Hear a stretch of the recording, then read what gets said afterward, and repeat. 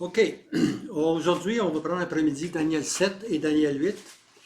Euh, j'ai mentionné que la prophétie, c'est relativement facile.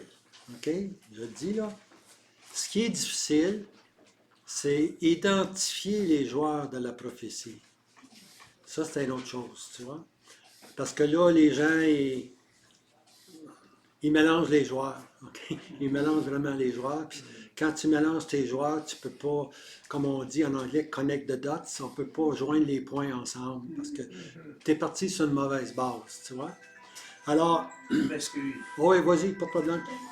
Alors, maintenant, Daniel 7, on va avoir un joueur prophétique. OK? Daniel 8, on va avoir un autre joueur prophétique. OK? La plupart des enseignants vont dire, ben, ça, Daniel 7, c'est l'Antichrist, puis Daniel 8, c'est l'Antichrist.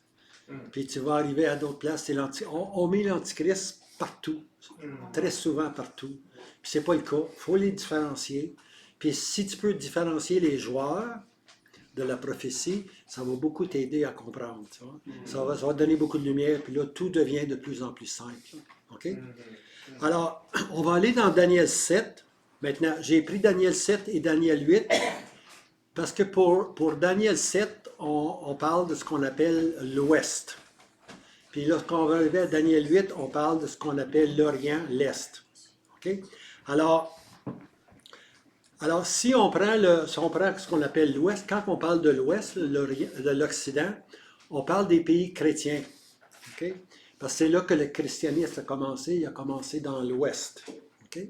Et puis, on lit dans l'Apocalypse que les 10 cornes et la bête vont se lever dans le chapitre 18 pour faire la guerre à l'agneau. Okay? Alors, l'Ouest fait la guerre à l'agneau. Parce que l'agneau, c'est le symbole de la chrétienté. Okay? Mais les 10 cornes et la bête, okay? 10 pays d'Europe, puis la bête qui est le prince romain à venir, okay? C'est la force politique, ils vont faire la guerre contre l'agneau. Puis l'agneau va les détruire. Okay? Ça, c'est une étape. Il y a une étape subséquente qui va venir, c'est ce qui va arriver dans l'Est. Dans l'Est, ça c'est l'Orient. Ça, c'est tous les pays arabes autour d'Israël, ou les voisins d'Israël. Okay? Quand on parle de l'Est, là, on parle de tout l'Ancien Testament, Moab, Ammon, et puis toutes les nations qui sont venues. Alors, mais là, le Seigneur Jésus va apparaître comme un lion rugissant qui vient de Sion. Là, c'est différent, là. Voyez-vous? Avec l'Est, c'est comme un lion. Avec l'Ouest, c'est contre l'agneau. Okay? Alors, tout ce qui est de l'Est, c'est le Seigneur Jésus lui-même qui va sortir puis s'occuper d'eux. Okay? Puis, je peux vous donner les versets vite fait, là, juste pour dire, Amos, allez à Joël 3. Joël 3, ça, c'est à page 896.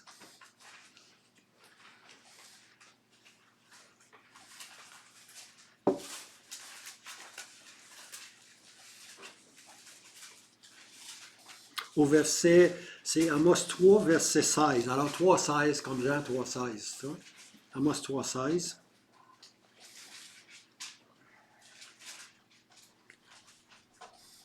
Et l'Éternel rugira de Sion et de Jérusalem et fera entendre sa voix, et les cieux et la terre trembleront. L'Éternel sera l'abri de son peuple, le refuge des fils d'Israël. Alors ça, c'est futur. Quand le Seigneur Jésus va venir défendre Israël, oui? T'as dit Amos 3,16? 3,16, oui. Excuse-moi, Joël 3,16. Ouais. OK, je vous ai perdu. Hein. C'est que ça va, vous écoutiez. OK, Joël 3,16. On va le relire, OK? Ouais. Ça n'existe pas, hein? Non, c'est vrai. OK, on est dans Joël 3,16. OK? Alors, l'Éternel rugira de lion, un lion qui rugit. OK? L'Éternel rugira de Sion et de Jérusalem et fera entendre sa voix. Et les cieux et la terre trembleront, et l'Éternel sera l'abri de son peuple et le refuge des fils d'Israël. Ah, regarde ça, son peuple. Son peuple. On est dans le futur, là. Ouais. On est dans le futur. Quand l'Éternel, quand Israël va devenir son peuple, c'est là que le lion va rugir. Parce que là, il vient défendre Israël. Tu vois. Alors, je vous le disais, c'est partout dans les Écritures comme ça. Ouais. Ami, pas ami. L'eau ami, c'est ça. Alors, ici, il va rugir de Jérusalem. Maintenant, si vous allez à Amos maintenant, au chapitre 1, ça c'est juste en bas, descendez quelques lignes, Amos 1, au verset 2. Et il dit, l'Éternel rugit de Sion et de Jérusalem, il fait entendre sa voix. Alors là, on voit encore l'Éternel qui rugit de Sion, de Jérusalem. Okay? Alors, comme je disais, quand on est dans l'Ouest, c'est le combat contre l'agneau. Okay? C'est important de discerner ces deux choses-là. Parce que l'Ouest va se rebeller contre l'Évangile, contre Christ. Les nations de l'Ouest vont faire un combat contre l'agneau. Okay? Ça, c'est la chrétienté. C'est la chrétienté qui devient comme ça. Ils font la guerre contre l'agneau. Tandis qu'ici, c'est l'Éternel qui sort de Sion contre toutes les nations qui sont autour d'eux. Moab, Ammon, en tout cas, toutes les nations qui sont autour d'eux. Tu vois. Okay? Alors, c'est rien que pour dire, on va faire la différence entre l'Est et l'Ouest, entre l'Orient et l'Occident. Okay? Alors, Daniel 7, on s'occupe de l'Ouest complètement. Daniel 8, on va aller dans l'Est, juste dans l'Est. OK? OK, on va aller dans Daniel 7. On va lire versets 1 à 8. Daniel 7. Versets 1 à 8. OK. Je vais vous lire ça, là. Il va y avoir beaucoup de lectures parce que je ne donnerai pas beaucoup d'explications, vous allez comprendre. OK, Daniel 7. La première année de Belshazzar, roi de Babylone, Daniel vit un songe et des visions de sa tête sur son lit. Alors il écrivit le songe et raconta la somme des choses. Verset 2, Daniel 7, 2. Daniel prit la parole et dit, « Je voyais dans ma vision de nuit, et voici les 4 vents des cieux se déchaînèrent sur la grande mer. » Okay? Quand on parle de la grande mer, là, on parle de la multitude des nations. Dans l'Apocalypse, on voit que les grandes mers, les flots, là, ça parle les nations qui sont agitées, comme une mer est agitée. Okay? Alors, ici, de cette grande mer agitée-là, va sortir 4 bêtes, 4 grandes, verset 3, et 4 grandes bêtes montèrent de la mer, différentes l'une de l'autre. Alors là, il va y avoir 4 bêtes. Maintenant, 4 bêtes, ça va être 4 empires. 4 empires. Okay? C'est comme dans Daniel, la tête, les bras, les épaules, il y en avait 4. Là, okay? Alors là, on les voit maintenant, mais on va les voir comme des animaux.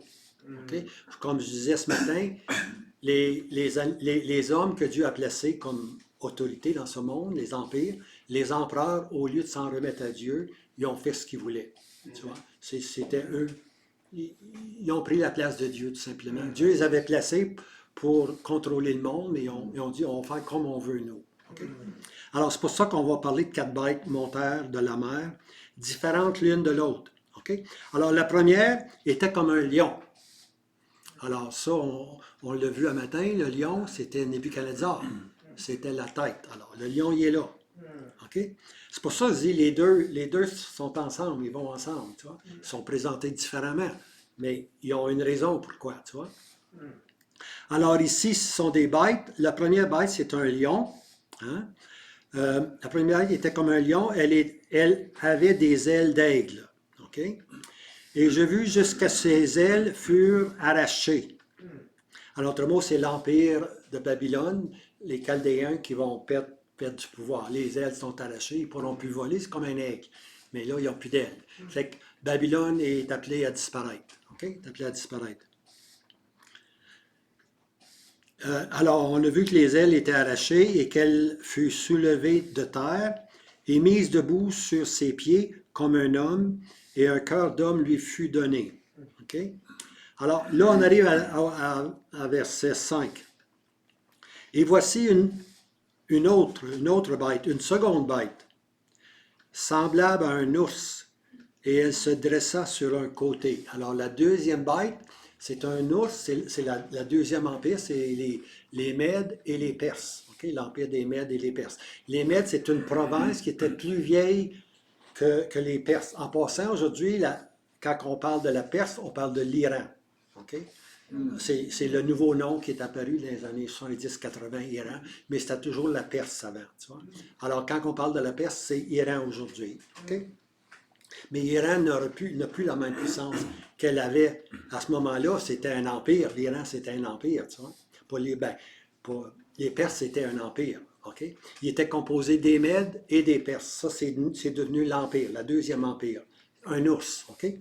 Maintenant, remarquez bien ce qui est dit de l'ours. OK, un instant. La seconde bête semblable à un ours et elle se dressa sur un côté. OK? Alors, il ne faut pas oublier que c'est les Mèdes puis les Perses qui ont formé l'Empire. Mais là, on s'aperçoit qu'il y en a un qui s'est levé sur un côté plus que l'autre. Ça parle des Perses qui sont devenus plus forts que les Mèdes. OK? Parce qu'on va le lire dans le chapitre 8 aussi, on va le voir aussi, mais là, c'est juste dire qu'un, c'est pour démontrer prophétiquement qu'un allait prendre le dessus, que les Mèdes seraient plus en pouvoir. Pour un temps, ils l'ont été, mais ils vont être déplacés par les Perses. OK? OK, elle avait verset 5, hein? Et elle avait 3 côtes dans sa gueule, entre ses dents, et on lui dit, lève-toi, mange beaucoup de chair. Alors, les Perses, on lit ça dans le livre d'Esther, que les Perses, ils étaient, dans Daniel, on dit que les Perses étaient 120 satrapes, qu'on dit, ça veut dire 120 provinces. Quand tu lis le livre d'Esther, c'est rendu à 127. Okay? Alors, c'est des petites relations que vous pouvez faire entre Esther. À un moment donné, ils sont 120, puis d'un coup, ils sont rendus 127 provinces. Alors, tu vois qu'ils mangent beaucoup de chair. L'Empire perse s'est agrandi, tu vois. Alors, c'est ça que ça nous compte ici. Bon, elle avait 3 côtes dans sa gueule, et dans ses dents, on lui dit ainsi, lève-toi, mange beaucoup de chair. Et après cela, et voici une autre, comme un léopard. OK? Alors là, on est rendu au 3e empire, un léopard. Cet empire-là, ça va être l'empire d'Alexandre le Grand, la Grèce. Okay? Il est vu comme un léopard à cause de la rapidité de conquête qu'il avait. Avec Alexandre le Grand, il a conquis très rapidement. Il est mort, je pense, à l'âge de 32 ans, mais il s'est rendu jusqu'aux Indes. Il a tout pris l'Europe, tout pris ça, il a descendu, il est allé jusqu'aux Indes. Okay? Alors, c'est pour ça que c'est marqué qu'il est comme un léopard, la rapidité de conquête. Et il avait 4 ailes d'oiseau sur son dos. Alors, les ailes parlent du vol, de la rapidité. Vois-tu? Alors, ses conquêtes étaient vite et rapides. Okay? Et puis finalement, OK, là, on vient de voir, et domination lui fut donnée. Oh, et la bête avait 4 têtes, et la domination lui fut donnée. On va le voir dans le chapitre 8, les 4 têtes, c'est que Alexandre le Grand, il avait 4 généraux, 4 colonels, 4 généraux. À la mort d'Alexandre le Grand, on a tué sa femme et son fils. Et puis ce sont les généraux qui ont commencé à se battre l'un contre l'autre. Et puis un va prendre le nord, qu'on va appeler le roi du nord. L'autre va prendre le sud, qu'on va appeler le roi du sud. Un va prendre l'ouest, qu'on va appeler notre nom, puis l'autre va prendre l'est. Alors, ici, ça parle que son royaume, qui était uni sous lui, va maintenant être séparé en 4 parties. Okay? On n'a pas besoin de connaître les 4 parties. Les 2 parties les plus importantes, c'est le roi du nord, qui va être la Syrie puis la Turquie, puis le roi du sud, c'est l'Égypte. Okay? Si vous voulez tourner au chapitre 31 de Daniel 11, verset 31, pas Daniel 31, il n'a pas, Daniel 11, verset 31, vous allez comprendre quelque chose.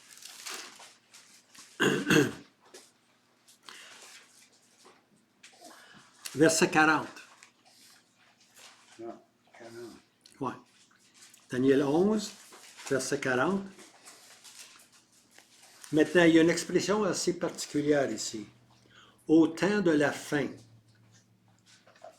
OK? Au temps de la fin. Là, on est rendu là à la fin. Au temps de la fin. OK? Voici ce qui va arriver au temps de la fin. Le roi du Midi, ça c'est le roi du Midi, c'est le roi du Sud. OK? J'ai parlé du roi du Sud, il est important, c'est l'Égypte. Alors ici, on voit que le roi du Sud, ou l'Égypte, heurtera contre lui. OK? Lui, ici, là, on va le lire demain, probablement, là. C'est le roi agira selon son bon plaisir, c'est l'Antichrist, OK? Qui va renier le Dieu de ses pères. Alors, le roi du Sud va sortir contre le roi, le faux roi qui est en Israël. Okay? Il va venir contre lui. Mais il n'y a pas juste lui qui va venir contre l'Antichrist, contre le faux roi en Israël. Il y a aussi le roi du Nord, tu vois? Alors, on l'a lu, et au temps de la fin, le roi du Midi heurtera contre lui, et le roi du Nord fondera sur lui. Alors là, c'est la Turquie, puis la Turquie et les pays arabes qui vont foncer aussi sur Israël, sur lui, sur le faux roi en Israël. Lui, là, c'est le faux roi en Israël. Okay? Alors, tu as le nord qui attaque, puis tu as le sud qui attaque sur Jérusalem, sur le roi qui est à Jérusalem. OK? Et il fondra sur lui comme une tempête, avec des chars et des cavaliers, et beaucoup de navires, et entrera dans le pays, et inondera, et passera outre, au verset 41, et il viendra dans le pays de la beauté. Le pays de la beauté, c'est Israël. Okay? Alors, on voit maintenant que le roi du Nord et le roi du Sud, les deux attaquent le roi qui est en Israël. On rentre dans le pays de la beauté qui est Israël. Okay? Puis, on verra ça plus tard, qu'est-ce qui va arriver pour la suite, une autre fois. OK, on revient à Daniel 7. Parce que je voulais juste faire ressortir le roi du Nord et le roi du Sud. Là. On les voit agir au temps de la fin. Okay? Bon, OK. Au verset 7. Là, on va rentrer dans ce qu'on appelle la quatrième bête. Okay? Puis c'est celle-là qui est la plus importante. Okay? Et après, je vis les visions de la nuit, verset 7, ça? Ouais. Et voici une quatrième bête, effrayante et terrible, extraordinairement puissante. Elle avait des grandes dents de fer, et elle dévora et écrasa ce qui restait, et elle foulait avec ses pieds. Et elle était différente de toutes les bêtes qui étaient avant elle. Elle avait 10 cornes. Okay? Donc, voici une bête là c'est la quatrième qui est importante. Ça va nous parler de l'Empire romain. Elle écrase. L'Empire romain était reconnu pour écraser partout, pour prendre. Il était vraiment dur. Alors, ici, ça nous parle de l'Empire de Rome qui va apparaître, la quatrième bête qui va apparaître. Et puis, elle était différente de toutes les autres. Parce qu'elle avait, regardez bien, elle avait 10 cornes. Okay? Maintenant, des cornes, c'est des puissances. C'est pas une corne, là. C'est des pays, c'est des puissances. Pour être une corne, il faut que ce soit une puissance. Okay? Alors, voici maintenant, la quatrième bête qui va être future, elle va avoir 10 cornes, elle va avoir 10 pays, 10 puissances pour lui aider. Okay? 10 cornes. Et je considérais les cornes. Alors, il y a 10 cornes. Puis là, Daniel, il considère les cornes. Puis qu'est-ce qui arrive? Et voici une autre corne, virgule, petite. Une autre corne, virgule, petite. Okay? Parce que dans le chapitre 8, il va en avoir une autre corne. Une corne petite, il n'y a pas de virgule. Une corne petite. Alors, tu as 2 cornes là. Hein? Puis l'important, qui est cette corne-là? Il faut regarder le contexte. C'est le 4e empire. Le 4e empire, c'est l'Empire romain. Okay? Alors, c'est une corne qui va sortir de l'Empire romain. Une corne, c'est un leader, c'est un chef, c'est une puissance, tu vois. Alors, on a lu dans Daniel 9, le peuple du roi qui viendra. Okay? Le peuple, c'est les Romains en 70, mais le roi qui viendra, c'est cette corne-là ici, qui va à un moment donné apparaître. Mais pour qu'elle soit forte, il y a 10 cornes, mais il va en sortir une 11e. Puis cette 11e corde-là, cette petite corde virgule petite, là, elle va, regardez ici, là, au verset 8, là, et elle avait 10 cornes. Je considérais les cornes, et voici une autre corne petite, montant du milieu d'elle. et 3 des premières cornes furent arrachées devant elle. Donc, la 11e en enlève 3, il en reste 7, tout simplement. Tu vois, il en reste 7. Ça, on voit ça seulement dans Daniel. Quand tu vas dans l'Apocalypse, c'est toujours 10 cornes. 10 cornes. Alors, Daniel va plus loin que l'Apocalypse nous donne. L'Apocalypse va toujours nous donner 7 têtes et 10 cornes. Okay? C'est comme ça qu'on décrit la bête. 7 têtes et 10 cornes. On va prendre ça demain après-midi. 7 têtes et 10 cornes. Okay? Mais ici, on voit que cette corne-là, c'est une corne romaine, parce que ça vient de la 4e bête. Donc, c'est le prince romain à venir. C'est lui maintenant qui va détruire les 3 autres, puis il prend contrôle. Il va prendre contrôle. OK? Au fin du verset 8, « Et voici, il y avait à cette corne des yeux comme des yeux d'homme, une bouche proférant de grandes choses. » OK? Alors, on va aller maintenant un peu plus loin, là. OK, au verset 19. On en saute un peu au verset 19, là. Maintenant, Daniel, il était tellement impressionné par cette 4e bête. C'est ça qui l'a impressionné. Alors, on lit au verset 19. « Alors, je désirais savoir la vérité touchant la 4e bête. » Ça, c'est ça qui l'intéresse, lui. C'est la 4e bête. C'est ça qui nous intéresse aussi, nous autres. C'est la 4e bête, parce que c'est la bête qui va crucifier le Seigneur Jésus. Okay? Mais cette bête-là, elle n'est pas, puis elle va réapparaître, on lit dans l'Apocalypse. Donc, elle va reprendre vie. Okay? Elle va reprendre vie. Donc, l'Empire romain se doit de reprendre vie. Okay? Alors, là, Daniel, il va avoir beaucoup d'informations sur cette petite corne qui va devenir l'empereur romain. Okay? Alors, ici, c'est dit... Et je désirais savoir la vérité touchant la 4e bête. Elle était différente d'elle, toute extraordinairement terrible. Ses dents étaient de fer, ses ongles d'airain. Elle dévorait, elle écrasait, et elle foulait ses pieds, et ce qui restait, et touchant les 10 cornes qui étaient sur sa tête. Alors, tu as la bête, tu as la 4e bête qui était extraordinaire.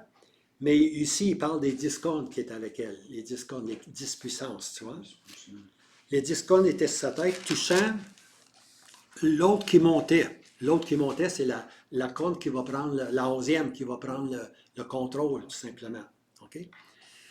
Devant laquelle 3 étaient tombés. Voyez-vous, il se répète ici, dans laquelle 3 étaient tombés. Alors, quand la bête, l'Empire romain va prendre naissance, elle va en écraser 3 éventuellement, puis elle va prendre le contrôle, tu vois. Mais ça, c'est un que Daniel qui nous le montre. L'Apocalypse va toujours parler de 10 cornes, lui. Toujours 10, OK? OK, maintenant, regardez bien, il y a 3 choses qu'on doit ressortir là-dedans. Puis ça, c'est important, là, parce que lorsqu'on va aller dans Apocalypse 13, on va voir la même chose. Donc, on va réaliser que la bête qu'on voit dans le chapitre 7, ça va être la même bête qu'on voit dans le chapitre 13. Elle fait 3 choses, OK? Regardez bien. À la fin du verset 20, là, et cette corne avait des yeux et une bouche. OK, là, on va parler de la bouche. Proférant de grandes choses, dont l'aspect était plus grand que celui des autres. Une grande bouche, ça veut dire elle blasphème.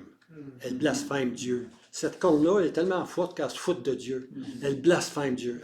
Elle blasphème Dieu. Elle crie à Dieu, puis elle blasphème. Elle se pense, là, que personne ne peut y toucher à elle. Alors, ça, c'est le premier signe. Elle profère de grandes choses ou des blasphèmes. OK? Ça, c'est le premier point.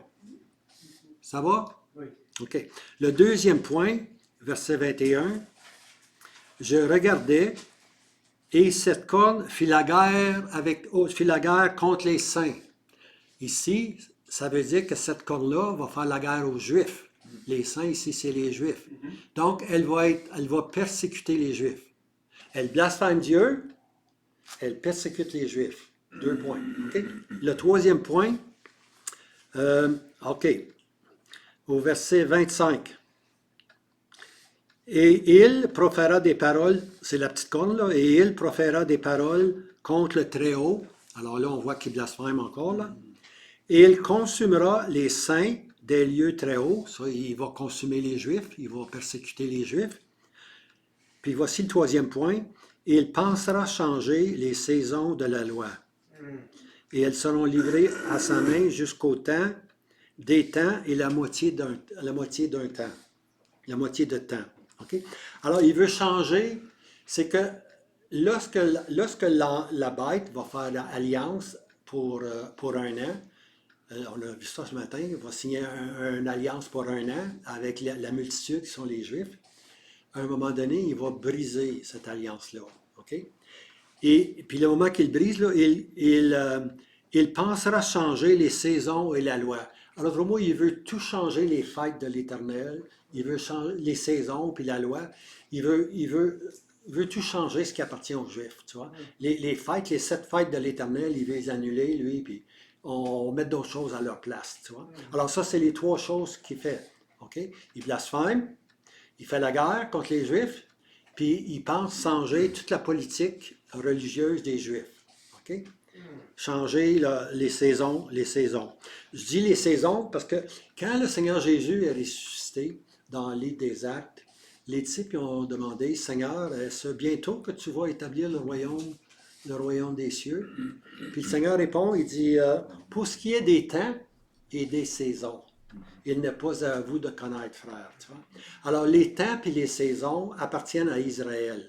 Okay? L'Église ne fait pas partie des temps et des saisons. L'Église, on est ici comme une parenthèse, nous autres. On ne fait pas partie de toute l'histoire d'Israël. C'est un à côté que Dieu nous a donné. Okay? Alors quand il répond aux Juifs, il a dit, c'est pas maintenant pour vous de savoir, de connaître les temps et les saisons. En d'autres mots, le royaume va venir, le millénium va venir, mais ça ne vous concerne pas présentement. Tu vois? Vous allez devenir l'Église, vous autres. L'Église n'appartient pas dans le temps. Elle n'appartient pas au temps. Elle est dans le temps, mais elle n'appartient pas au temps. L'Église va disparaître, puis Dieu va continuer ses voies avec le peuple terrestre, simplement. Okay? Alors, ici... OK, il pensera changer les saisons et la loi, et elles seront livrées dans sa main jusqu'à un temps, des temps et la moitié du temps. Okay? Ça, c'est une expression qu'on va retrouver dans l'Apocalypse. Quand on parle un temps, ça veut dire une année. C'est-à-dire d'une fête, il y a 7 fêtes de l'Éternel, c'est toutes des fêtes annuelles, ils ont toutes des dates différentes. Bien, un temps, c'est d'une fête à l'autre fête. À la même fête, disons. Il y a un an entre les deux. Puis la deuxième fête, il y a un an entre les deux, puis la troisième, il y a un an. Alors, mais durant l'année, il y a 7 fêtes de l'Éternel qui célèbrent, tu vois. Alors, un temps veut dire une année. OK? Une année. 2 temps veut dire 2 ans. Puis la moitié d'un temps, ben, c'est la moitié et demi. Ça donne quoi? 3 ans et demi. 3 ans et demi. OK? Alors, on se rappelle que la dernière semaine, elle est composée de 3 ans et demi et 3 ans et demi. OK? Alors lui, il parle surtout maintenant les 3 dernières années et demie. Les 3 dernières années et demie. Puis ça, on va le trouver dans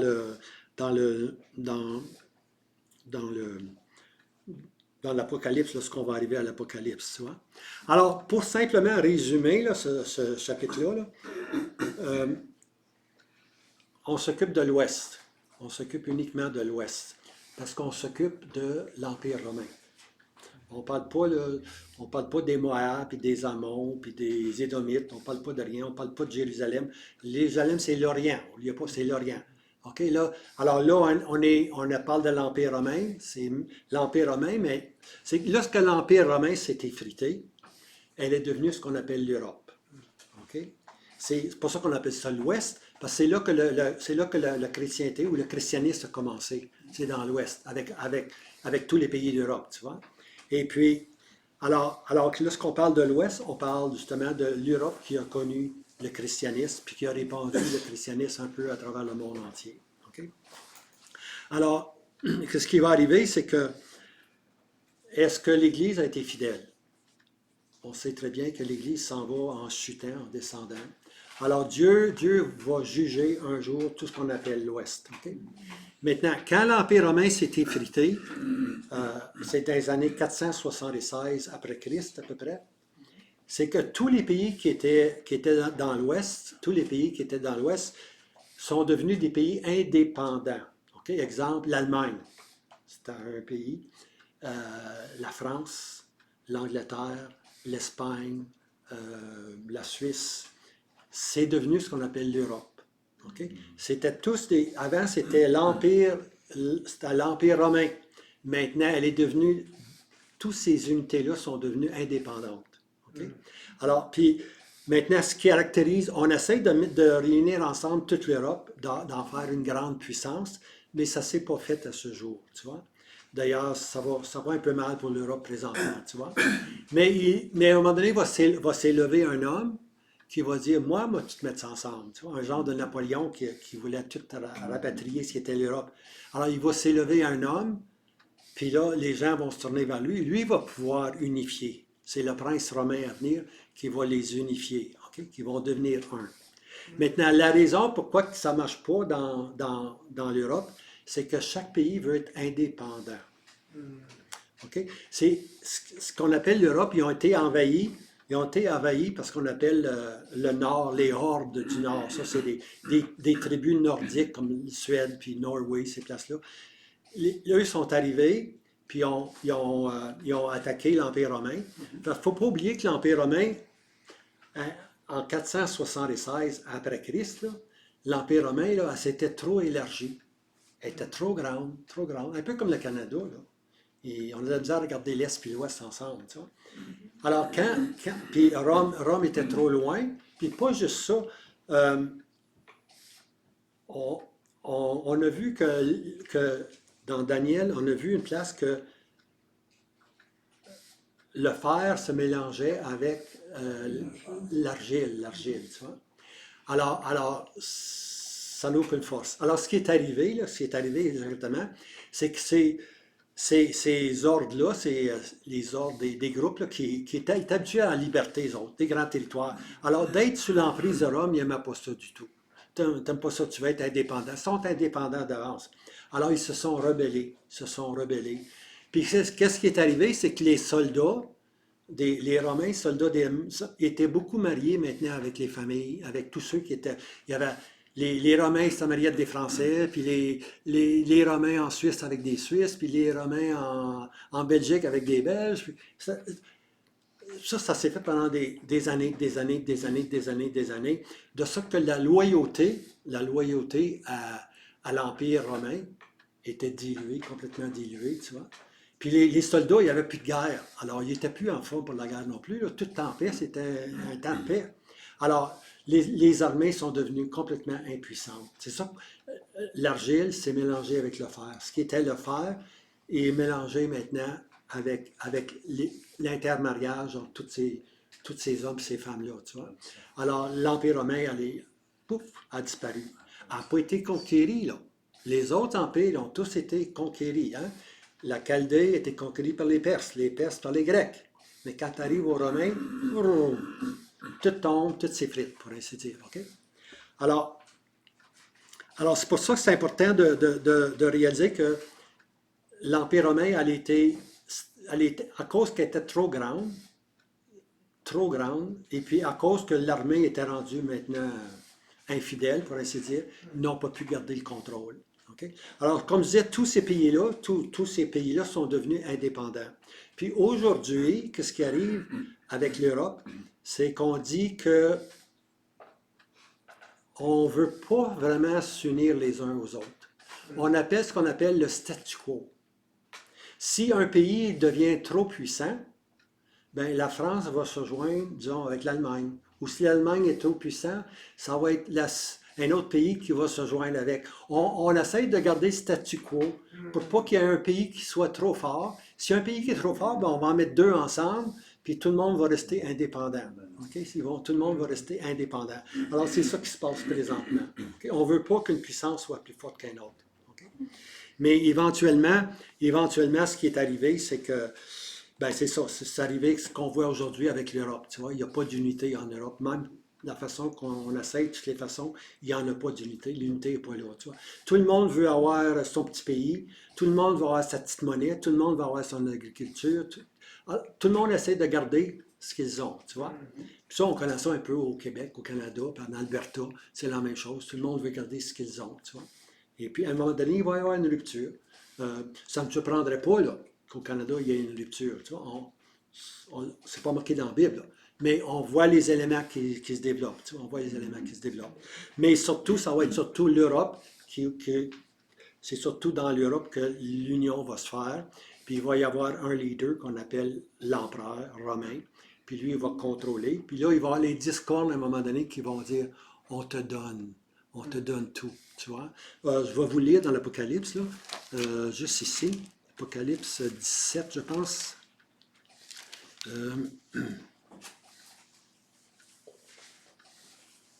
Ouais. Au verset 13. OK, on va lire au verset 12 et verset 13 de Apocalypse chapitre 17.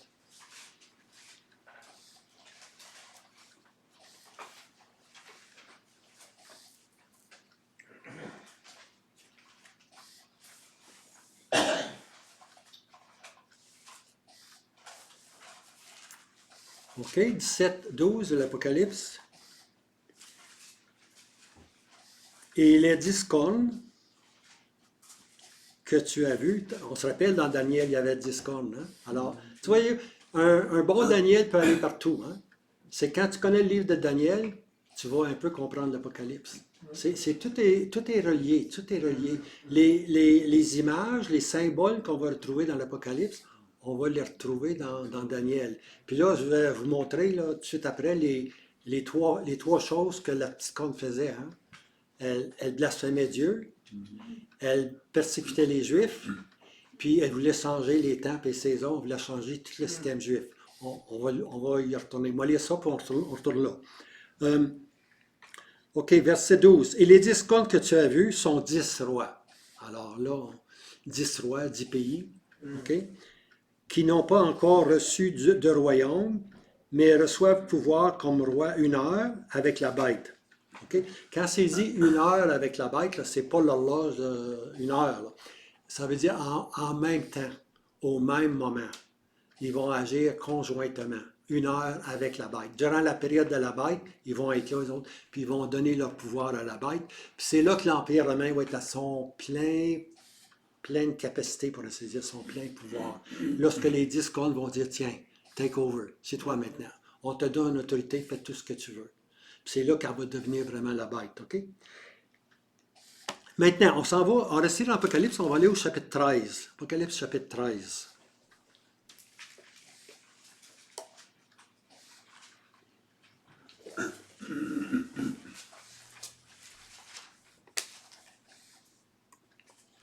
Maintenant, on va juste faire ressortir deux expressions au verset 18. Et je me tins sur le sable de la mer. Okay, la mer, on parle d'une mer agitée. Okay? 13, 18. 13, 1. OK. 13, 1, excusez-moi. Là, je m'excuse. Là, ça passe dans le suivant encore. Ouais. OK, et je me tiens sur le sable de la mer, et voici montée de la mer une bête qui avait 10 cornes et 7 têtes. OK? Maintenant, chapitre 13, versets 1 à 10, présente une bête. Chapitre 13, verset 11 à 18, présente une autre bête. Donc, chapitre 13 présente deux bêtes. OK? La première, elle sort de la mer. OK? La deuxième, on lit au verset 11, « Et je vis une autre bête montant de la terre. » OK? Un vient de la mer, le ravage des mers, les vagues, les flots.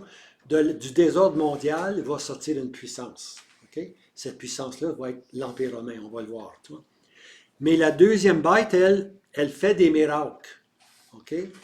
Alors, c'est une bête religieuse. La deuxième, c'est la bête religieuse, parce qu'elle fait des miracles. L'autre, c'est une bête politique, c'est une puissance militaire. Tandis que celle qui vient de la terre, quand on parle de la terre, habituellement, on pense d'Israël. Quand vous lisez l'Ancien Testament, la terre, habituellement, c'est en rapport avec Israël. Alors, de Israël va sortir une autre bête qu'on appelle l'Antichrist, le faux prophète. Okay? Maintenant, la façon qu'on le reconnaît, lui, c'est un roi, oui, c'est une certaine puissance politique, mais il est beaucoup plus religieux, lui, parce qu'il fait des miracles, voyez-vous. Il avait deux cornes, okay, semblables à l'agneau, L'agneau, en passant, en avait 7. Elle. Lui, il en a seulement 2. C'est une reproduction, mais différente. OK? L'agneau en a 7, c'est complet. Lui, il en a juste 2. Il en a juste 2. OK? Et puis, semblable à un agneau, et elle parlait comme un dragon. Là, on voit vraiment là, que c'est l'imposture. Elle parle comme un agneau, mais c'est un dragon, un serpent, un dragon. Tu vois? Alors là, on sait que ça s'applique, ça va s'appliquer à la bête qui sort d'Israël, de la terre, qui parle du faux roi en Israël, celui qui se dit être le Christ, tu vois, mais c'est un faux Christ. OK? Et puis, c'est ainsi là. Regardez au verset 13. Et elle, c'est-à-dire la bête qui sort de la terre, elle fait de grands miracles. De sorte que même elle fait descendre le feu du ciel sur terre devant les hommes. Alors on voit que c'est religieux. Elle fait des miracles. Non seulement elle fait des miracles, mais elle veut être attestée comme étant la vérité. Donc elle fait comme Élie qui a fait descendre le feu du ciel. Lorsque les... le Baal, c'est ça, les Baal, il a fait bâtir un hôtel, puis finalement, il fait descendre, il arrose l'hôtel, il en met de l'eau. Finalement, le feu descend du ciel. Puis... Alors, Élie avait dit la vérité.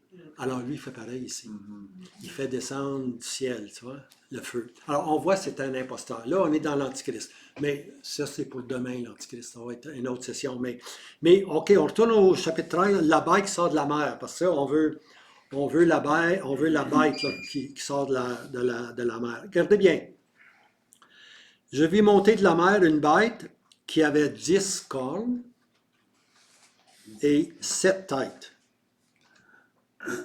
Okay? Et sur ses cornes des diadèmes et sur sa tête des noms de blasphème. Okay? Alors, quand Jean parle de la bête, lui, là, il y a juste une bête en tête. Il parle de la bête romaine, l'Empire romain. Quand il a décrit tout le temps comme 10 cornes et 7 têtes. 3 fois. 10 cornes et 7 têtes. C'est un symbole. Quand tu vois 10 cornes et 7 têtes, ça c'est l'Empire romain qui a repris vie. C'est une image pour dire qu'elle a repris vie. Okay? Alors ici, elle avait 10 cornes et 7 têtes, et sur ces cornes, 10 diadèmes, et 7 têtes des noms de blasphème. Alors là, on retrouve le mot blasphème. On se rappelle dans Daniel, la corne, virgule, petite, elle blasphémait Dieu. Elle usait de grandes paroles contre Dieu, se moquait de Dieu. Alors voici ici, cette bête-là fait la même chose. Okay? Est-ce que ça se peut que ce soit la même chose que Daniel 7? On va voir, on va continuer. OK? OK, et la bête que je vis était semblable à un léopard, et ses pieds comme ceux d'un ours, et sa bouche comme la bouche d'un lion. OK? Alors ici, là, on a... C'est comme si on faisait un retour en arrière. On retourne au léopard, qui est l'Empire des Grecs. Puis là, on recule un petit peu plus loin. Puis, excusez-moi, là, je me trouve là. Léopard, OK, ses pieds comme d'un ours. Ça, c'est les Perses, hein, les ours. Et puis finalement, et sa bouche comme la bouche d'un lion. Alors là, on a tout à l'envers, renversé. On avait le lion avant, on avait l'ours, on avait le léopard, puis finalement, on avait la bête à 10 têtes. Là. Mais là, c'est tout le contraire. C'est tout le contraire. C'est comme s'il retourne en arrière, puis il prend tout l'Empire, c'est ça qu'était l'Empire romain, là. Elle prenait ce qu'il y avait de meilleur dans chaque empire qu'il y a eu dans le passé. Elle copiait. Ça, c'est bon pour nous autres, ça va nous aider, on le garde. Ça, c'est le gars, on le garde. Alors, il ne détruisait pas tout. Il gardait ce qui était le meilleur, pour ainsi dire. Alors ici, il y a une bête qui va sortir de la mer. Elle va prendre toutes les caractéristiques des 3 autres pour devenir, elle, la nouvelle bête à 10 cornes et 7 têtes. Okay? Maintenant, et et regardez bien le verset, fin du verset 2, le dragon. OK? Le dragon lui donna sa puissance, son trône et un grand pouvoir. Alors cette bête-là va être satanique.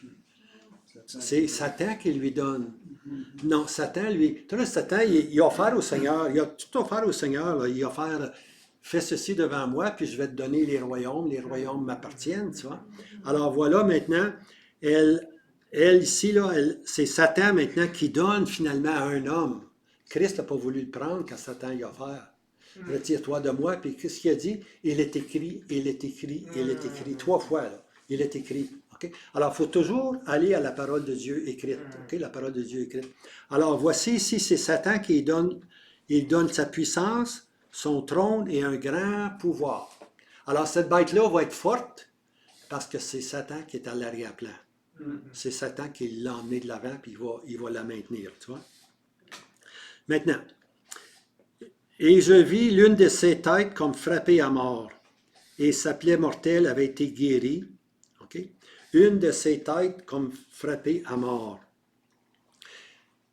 Ça, il y a toutes sortes d'histoires là-dessus. Là. Il y en a, tout le monde. On dit que, ben même, en tout cas, je n'irai pas là-dedans. Là. Une de ses têtes. Okay? L'Empire romain, on va lire dans le chapitre 7 demain, elle avait 7 têtes. Okay? 7 têtes, ça veut dire 7 sortes de gouvernements. Durant l'Empire romain a duré 1600, 1700 ans, je ne sais pas, c'était très long comme Empire romain.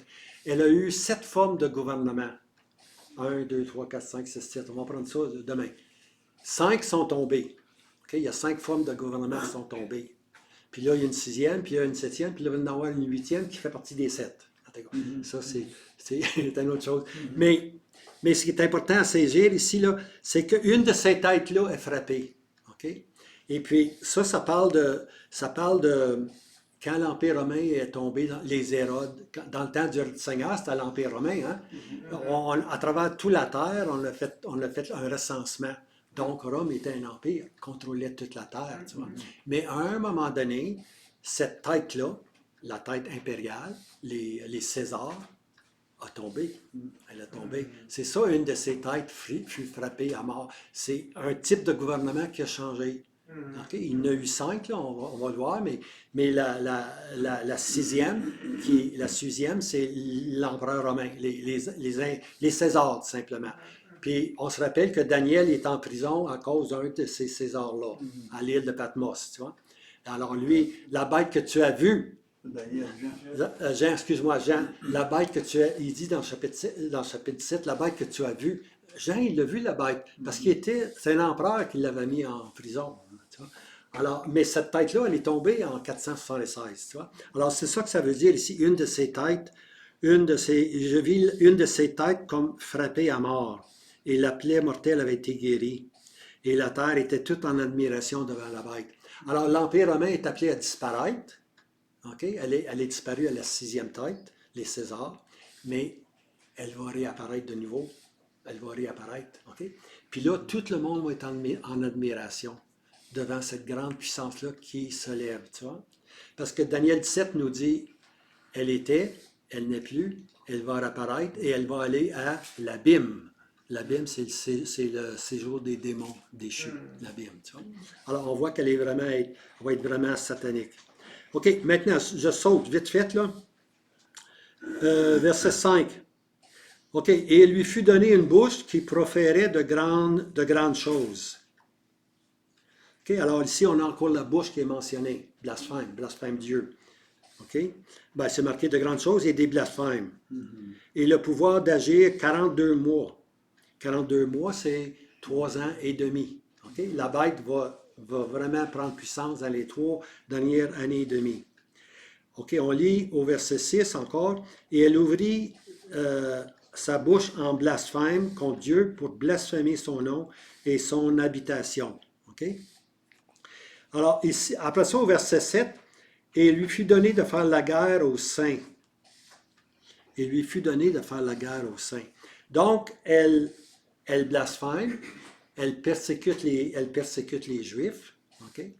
Et puis, elle veut aussi changer les temps et les saisons. Alors, on voit que la bête du chapitre 13, c'est la même chose que le chapitre 7 de Daniel. Elle fait exactement les mêmes choses. C'est pour ça qu'on peut commencer à mettre connect the dots, les points, commencer à mettre les points ensemble, tu vois. Qu'est-ce qu'on a vu dans Daniel 7? Ah oui? Ah ben, regardons, on le voit dans le chapitre 13 aussi, tu vois. Chapitre 13. Alors, simplement pour démontrer que cette bête-là, c'est la même bête que Daniel 7 nous a présentée. On la revoit ici qui va apparaître. Satan va lui donner quoi? Toute sa puissance. Hein? Toute sa puissance, il y a trois choses qu'il lui donne. Son pouvoir, il avait donné le pouvoir à la bête. Où j'ai lu ça? Là? OK, fin du verset 2. Et le dragon lui donna sa puissance, son trône et un grand pouvoir. Okay? Alors, tout ce qu'on a vu dans le chapitre 7, ce qu'on va arrêter là, tout ce qu'on a vu dans le chapitre 7, on le revoit dans le chapitre 13 de l'Apocalypse. Tu vois? Une bête qui sort de la mer, okay? Puis une bête qui va blasphémer Dieu, qui va nuire aux Juifs, qui va persécuter les Juifs grandement, et puis qui va vouloir changer tout ce qui est de juif, tout le système juif, il va vouloir le changer, tu vois. Puis, alors ça, c'est une des bêtes. L'autre bête, on a vu, c'est la bête religieuse qu'on va prendre demain quelque temps, ça va être l'Antichrist. Okay? Alors, le chapitre 7 présente une bête, virgule, petite. Okay? Une corne veut dire, présente une corne, virgule, petite. Cette corne-là, elle sort de l'Empire romain. Tu vois? Alors, c'est facile, là. Chapitre 7, moi j'ai marqué dans mon chapitre 7, en haut, j'ai marqué Romain, les Romains, okay? L'Empire romain, chapitre 7. Puis de l'Empire romain va sortir une corne petite, virgule, qui va faire trois choses. Okay? On va arriver au chapitre 8 tantôt, puis là on va voir une autre corne. Mais cette corne-là ne sortira pas de l'Empire romain. Okay? On va voir ça tantôt, de où elle va sortir celle-là. Alors, ces deux cornes, mais sont différentes. Moi, je dis tout le temps dans les vidéos, mélangez pas vos cornes. Mélangez pas vos cornes, OK? Et puis, c'est le danger, comme je disais, de mélanger nos acteurs prophétiques, nos joueurs prophétiques, tu vois. Faut vraiment les différencier, les reconnaître. Puis après ça, on peut aller de l'avant dans beaucoup de choses, tu vois.